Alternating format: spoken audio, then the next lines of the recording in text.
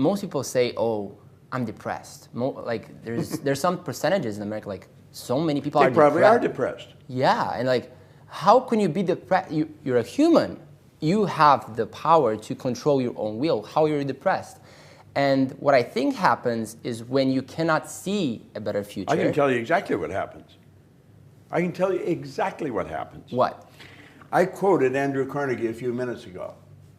He said, any idea that's held in the mind, that's emphasized, that's either feared or revered, begins at once to clothe itself in the most convenient and appropriate form available. Depression it starts out from ignorance, doubt, and worry. I've got a chart, I show it. Doubt and worry is on the negative side of life. Understanding is on the positive side. Right. Doubt and worry comes from ignorance. Understanding comes from knowledge, but you got to study to get it. Doubt and worry are a psychic disease. It's an intellectual exercise. They're using their intellectual factors to build a negative idea, and that's all they see. They take and internalize that, and they get emotionally involved with it. It goes from doubt and worry to fear. They've emotionalized the doubt or worry. Turns into fear. The fear is in the emotional mind, and the emotion must be expressed through the only instrument it can be expressed through, the physical body. So it moves the body into a state we call anxiety. Anxiety is never expressed. Anxiety is suppressed. You don't know the suppression turns to depression. They bottle it up inside.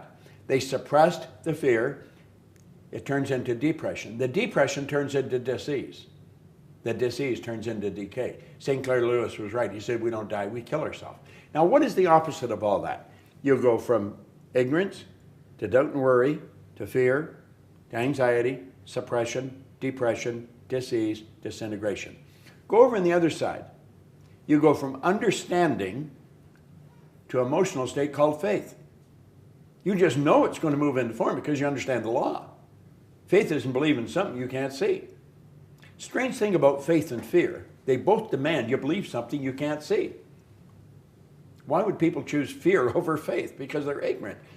So you go from understanding to faith. The faith manifests on the physical plane, not as anxiety, as well-being. The well-being is not suppressed, it's expressed. And the expression turns to acceleration. You're building energy. And that is because there's no dis-ease, you're at ease. And that turns into creation, not disintegration. It's all a mental trip that they're building. Now they go to the doctor gives them Valium or some kind of drug to cool them out. He gets them numb so they don't know what the hell they're doing. I could show anybody how to overcome depression, if they'll do it, but they got to do it. And that's where repetition comes in. So, we fix our eyes not on what is seen, but what is unseen. For what is seen is temporary, but what is unseen is eternal.